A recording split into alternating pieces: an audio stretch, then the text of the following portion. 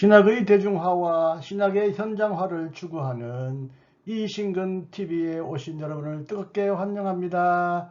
반갑습니다. 그리고 고맙습니다.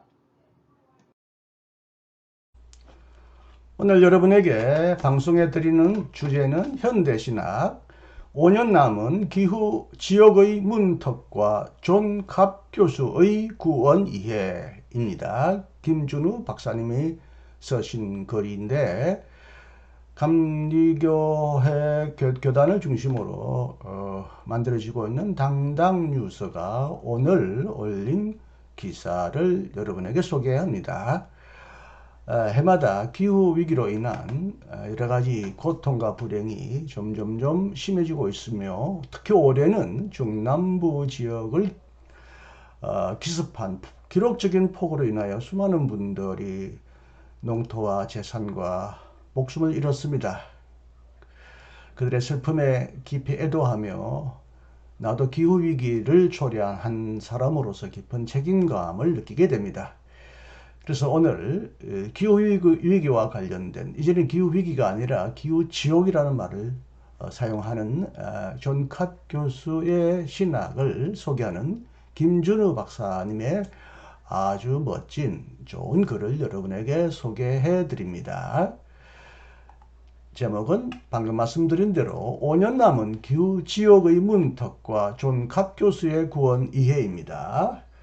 이 글은 김준우 인류의 미래를 위한 마지막 경고 IPCC 6차 보고서 2023년과 그리스도인의 과제 2023년 61쪽에서부터 70쪽까지 인용한 거를 당당 뉴스에서 게재한 글입니다. 이것을 제가 오늘 여러분에게 천천히 읽어드립니다. 세계 도처에서 미정류의 폭염과 홍수, 가뭄과 산불, 사막화와 태풍, 빙하의 축소와 해수면 상승, 지진과 난민들의 비극이 더욱 심해지는 이유는 산업혁명 이후 지구 평균 기온이 1.2도 상승했기 때문이다. 앞으로 점차 온난화가 계속될수록 식수난과 식량난을 포함해서 모든 기후재난이 더욱 악화될 것임이 분명하다. 유엔 사무총장 안토니우 구테우스는 2022년 11월 이집트 카이로에서 열린 제27차 기후 당사국 총회 개연설에서 인류가 기후 지역으로 가는 고속도로 위 On a Highway to Climate Hell를 달고 있다고 경고했다. 이어서 그는 우리가 기후 연대 협약을 체결하거나 집단 자살 협약을 체결할 수 있다고 말하고 살 수 있는 지구를 만들기 위한 싸움에서 승리하느냐 패배하느냐는 2030년까지 결정될 것임을 강조했다. 유엔 사무총장이 이렇듯 기후지옥과 집단 자살이라는 매우 섬뜩한 언어를 사용한 것은 놀랍지만 현재의 기후위기 상황이 그만큼 위태롭기 때문이다. 화석연료 사용으로 인해 방출된 열의 90%를 흡수하는 바다는 지난 50년 동안 히로시마 원폭 250억 개 이상의 에너지를 흡수하여 지난 120년 동안의 평균 수온보다 섭씨 5도 이상 높아진 해역도 생겨났다.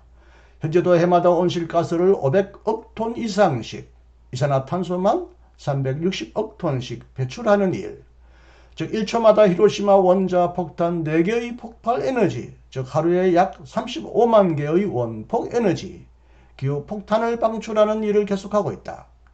결국 2023년 6월 말 남극 주변의 해빙은 평균 넓이에 비해 250만 제곱킬로미터나 줄었다. 남반구의 여름철인 11월 이후 심각한 엘니뇨 현상까지 영향을 끼치면 얼마나 더 줄어들지 예상하기조차 두렵다.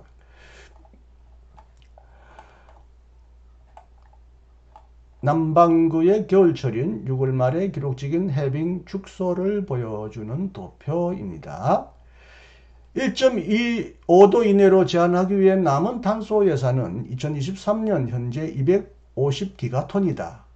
현재 50기가톤씩 사용하기 때문에 앞으로 5년 내에 모두 소진되어 기후지역의 문턱 1.5도 상승을 넘게 되는 것이 불가피하다. 2022년 현재 대기 중 온실가스 농도는 523ppm CO2인데 매년 3에서 4ppm CO2씩 증가하고 있다.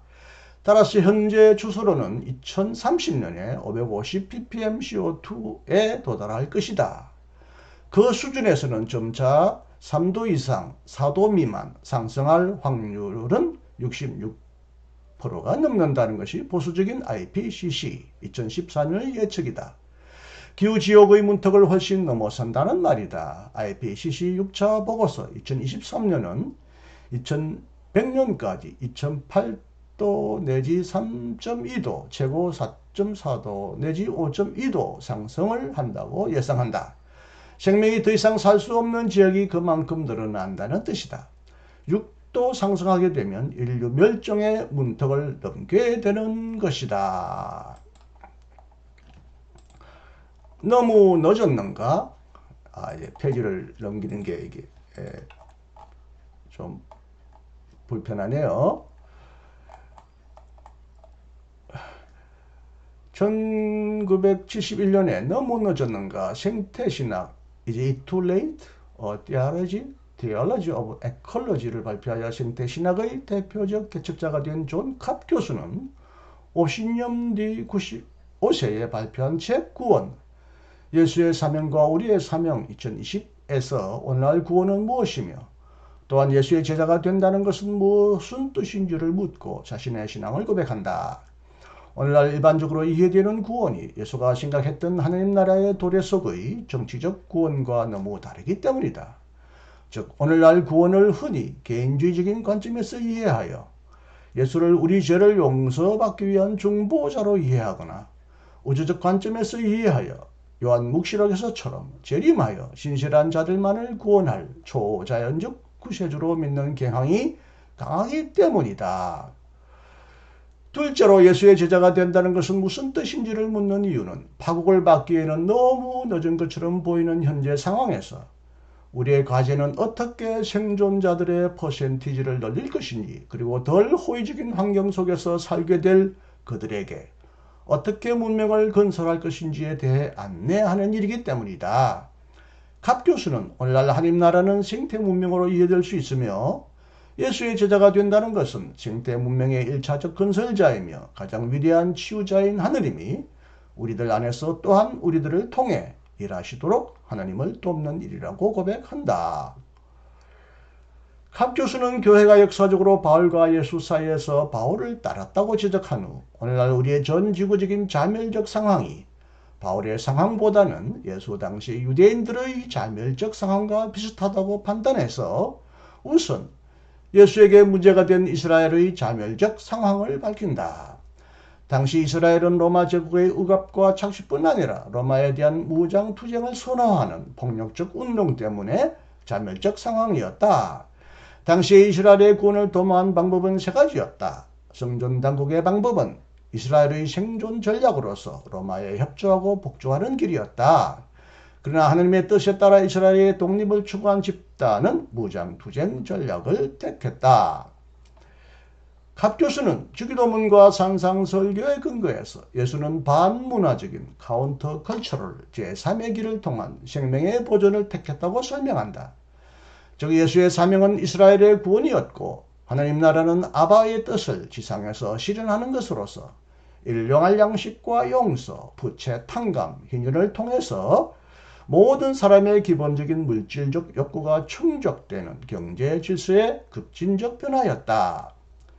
예수에게 구원은 세리삭개오의 경우처럼 하나님 나라에 들어가는 것이었다. 또한 현실적으로 폭력을 통해 억압하고 착취하는 로마인들과의 관계에서는 하나님의 무조건적인 사랑에 입각한 원수 사랑을 통해 주종관계를 동무관계로 적대감을 동지의식으로 바꿈으로써 하나님 나라를 이루려 했던 것이다. 예수의 복음은 하나님 나라가 가까이 왔다는 것이며 구원은 하나님의 목적에 순응하는 공동체의 삶이었다.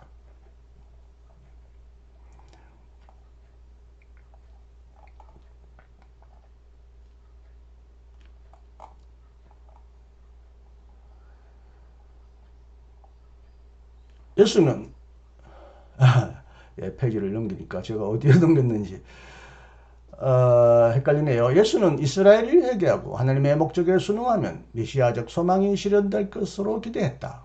예수의 이런 정치, 경제적인 구원 이해를 형성한 것은 메시아에 대한 기대, 그 역사적 변화였다. 예수의 제자들은 이처럼 거대한 역사적 변화를 위해 일하고 기도해야 했지만 이미 식탁 교제를 통해서 서로 사랑하는 공동체들 안에서 하나님 나라의 현존을 경험했다. 예수는 이런 제3의 길을 통해 이스라엘 전체를 구원하기 위해 성전 당국의 회개를 기대했지만 실패했다.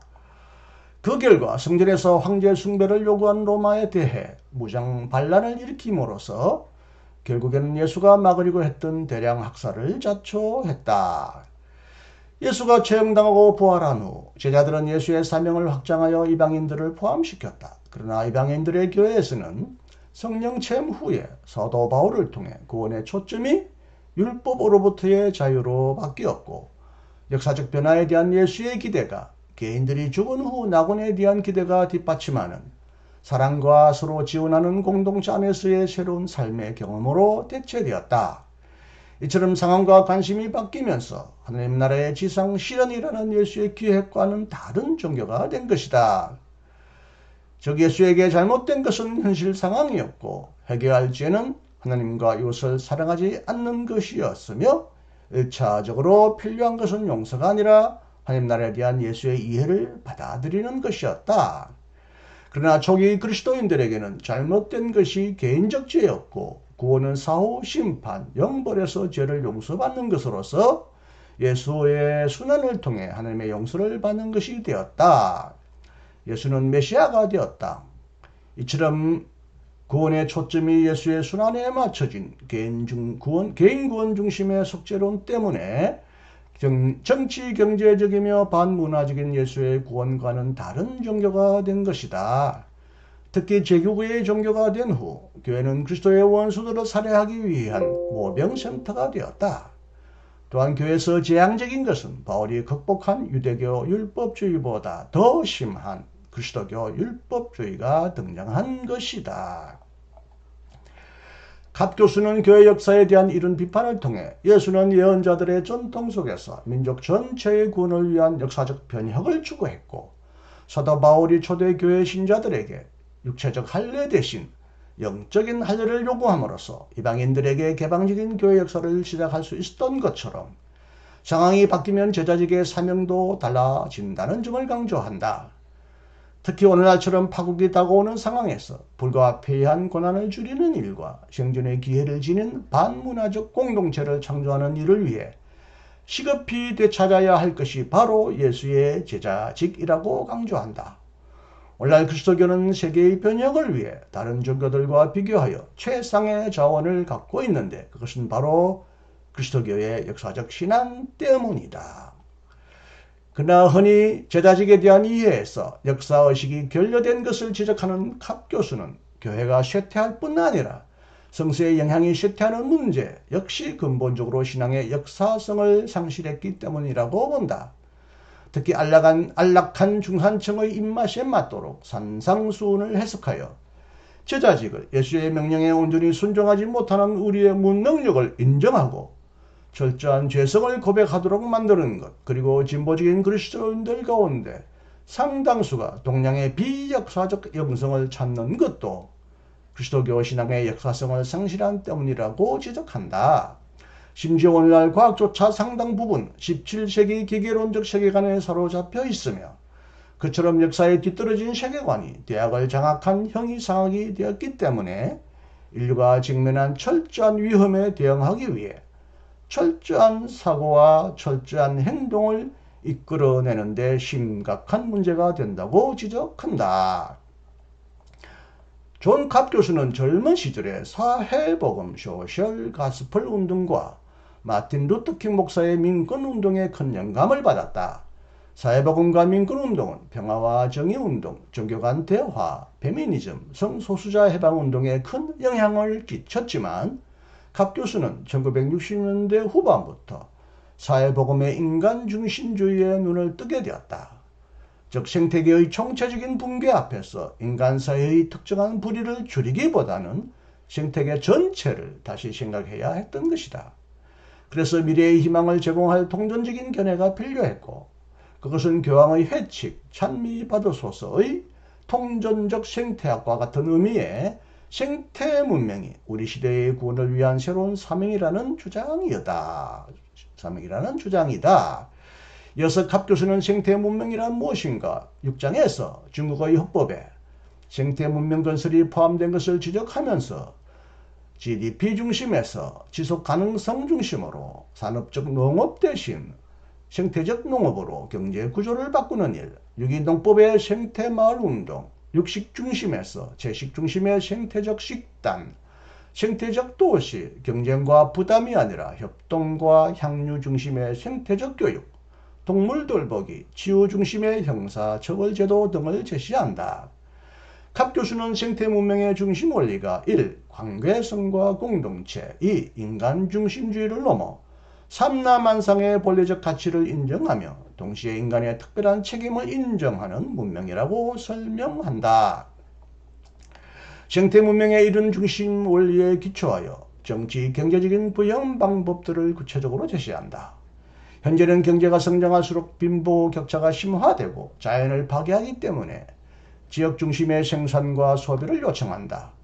쿠바가 설탕을 소련의 석유와 교환하던 방식이 갑자기 중단되었을 때 소규모 간의 농업을 통해 식량 작업을 이루어낸 것을 예로 들면서 식량 작업과 지역 단위의 태양광 발전을 통한 에너지 자립 그리고 이웃 간의 상호 책임성을 강조한다.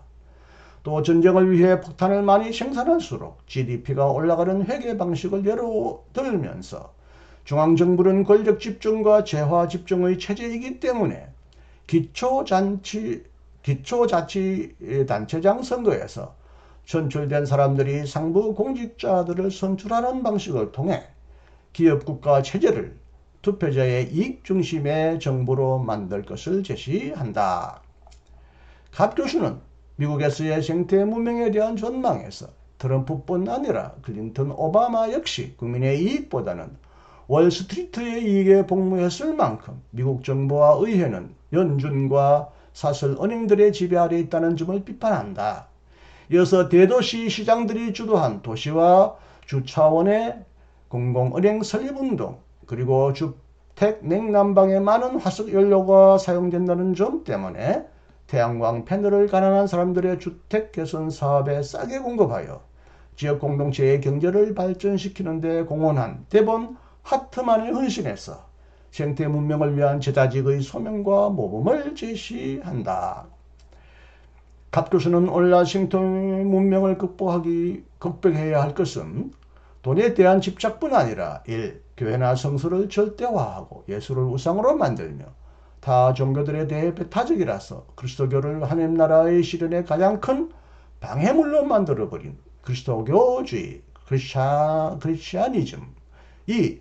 자연과 물질을 기계처럼 간주하고 인간 영혼은 예외라고 생각하는 것이 상식처럼 되어버린 데카르트의 형이상학 대신에 유기체적 형이상학으로 바꿀 필요성.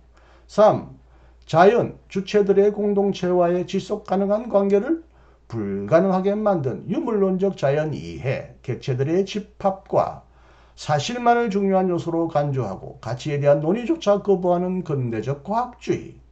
4. 부족주의, 노예제도, 식민주의에 대한 종교의 뒷받침을 통해 더욱 강력해진 국가주의와 인종차별주의. 5. 유럽 경제공동체 결성과 무역협정들이 보여주듯이 금융자본가들의 이익을 위해 시민들의 이익과 생태계를 보호해야 할 정부의 권한까지 제한시키는 경제주의 등이다. 많은 학자들과 시민들의 사고를 지배하고 있는 이런 걸림돌을 제거해야만 생태 문명이 시작될 수 있다는 주장이다. 갑 교수는 미국의 예외주의가 제2차 세계대전 이전 일본의 예외주의와 비슷하다고 비판하면서 미국의 역사는 제국주의적 팽창과 노예노동, 제3세계, 특히 라틴 아메리카에 대한 착취를 통해 이루어졌으며 세계 곳곳에 미군이 주둔하고 있는 것은 자국 기업들의 이익을 보호하기 위한 것임을 지적한다. 따라서 생태 문명을 이룩하기 위해서는 전쟁 반대뿐 아니라 1. 세계 각국이 평화를 위해 자신들의 삶의 질서를 새롭게 편성하고 2. 각국의 자원을 미래를 위해 사용하고 3. 생태 문명을 위해 농업, 교육, 법체제, 종교를 구체화하고 4. 낭비가 아니라 전략, 경쟁이 아니라 협동으로 사회가 조직되어야만 생태 문명도 지속될 수 있음을 강조한다. 갓 교수는 예수의 가르침의 핵심은 하느님의 보편적이며 무조건적인 사랑으로서 이런 원수 사랑은 다른 종교 전통에서 분명하지 않았던 것임을 강조한다. 이어서 갓 교수는 이 원칙으로부터 우리가 완전한 비폭력을 직접 이끌어낼 수는 없다고 주장하고 예수가 성전에서 환전상들에게 폭력을 사용했음을 지적한다. 우리가 폭력의 희생자와 폭력의 가해자 모두를 사랑한다면 그 폭력을 중단시키기 위한 폭력적 개입은 모두를 위한 사랑의 표현일 수 있다. 나는 예수가 비폭력을 보편적으로 또한 절대적으로 가르쳤다고 생각하지 않는다고 주장한다. 마지막 장 하나님은 도우실 수 있는가에서 오늘날 하나님의 전지전능하심을 믿고 세상의 모든 일은 하나님의 목적과 통제 아래 일어난다고 단순하게 믿는 많은 그리스도교 신자들, 그리고 그와는 반대로 물질이 전능하며 우주의 목적이나 계획은 없다고 단순하게 믿는 무신론자들이 대학마저 정확한 현실에서 갓 교수는 화이트헤드의 철학과 우리의 경험에 근거하여 하느님을 우리들 너머의 실제로서 과거와 단절된 철저한 새로운 가치와 목적이라는 잠재성의 실현, 인간의 책임성, 자기 결정권의 관점에서 해명한다. 결국 이처럼 기후 파국을 최대한 늦춰서 최대한 생명을 살리기 위해서는 정확한 상황 인식과 연대 투쟁을 위한 정신적, 영적 에너지가 필요하다. 그러나 세계 종교들은 빠르게 쇠퇴하며 폭력적 근본주의 형태로 나타나고 있다. 또한 개체교회 목회자들은 온갖 삶의 무게에 지친 고단한 교인들을 위로해야 하며 하나님 앞에서 올바로 살도록 도전해야 하는 과제 때문에 하나님이 독생자를 내어주실 만큼 우리를 사랑하시고 돌보시니까 아무 염려하지 말라는 메시지를 통해 심리적 안전장치와 우주적 보호막을 제공하고 있다. 매우 절실한 고압이다. 그러나 보네파가 나치의 감옥에 갇혀 종교 없는 그리스도교의 필요성을 말한 것은 값비싼 제자직 없는 값싼 은총 때문이다. 그것은 사제들과 신학자들 중심의 중보 종교 체제가 예수를 학살하는 데 앞장섰을 만큼 은총의 도구들, 성전, 경전, 안식일, 사제 계급을 절대화해야 종교 귀족들이 권력을 유지할 수 있기 때문이다. 또한 신자들 역시 무대 위의 기계 같은 신을 요구하는 이유는 자신들의 위급한 곤경을 해결해 줄 도깨비 방망이가 있어야 심리적 안정을 얻을 수 있기 때문이다. 그러나 피터 롤린스의 해석처럼 어찌하여 나를 버리셨나이까 라는 예수의 마지막 외침은 예수 자신이 무대 위의 기계 같은 신을 버렸다는 증거이며 하나님 앞에서 하나님 없이 하나님과 더불어 살아야 한다는 뜻으로서 종교 없는 그리스도교를 시작한 것으로 해석할 수 있다. 다시 말해서 마더 테레사처럼 하나님의 임재 경험이 없이도 생명을 돌보는 일에 헌신하는 일로 받아들이는 것이 마지막 순간까지 생명을 살리기 위한 투쟁에 영적 에너지를 줄 수 있을 것이다. 네, 여기까지 읽어드렸습니다. 현대신학 5년 남은 기후 지역의 문턱과 존 캅 교수의 권위에 관하여 아주 자세하게 깊이 소개해 주신 김준우 박사님에게 감사드리고 또 이것을 연재해 주신 당당뉴스에게도 감사를 드립니다. 기후위기가 이제는 기후지옥으로 변하고 있음을 매우 실정적으로 잘 설명하고 있는 존 캅, 그를 통하여 우리의 구원 이해를 다시 되돌아보는 소중한 기회가 되었으면 바랍니다.